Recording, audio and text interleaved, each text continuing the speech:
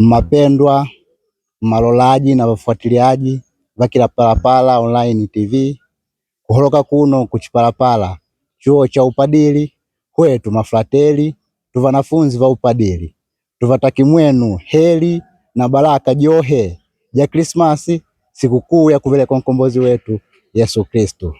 Lakini pia tuvataki mwenu walolaji heri na baraka ja mwaka mpya 2026.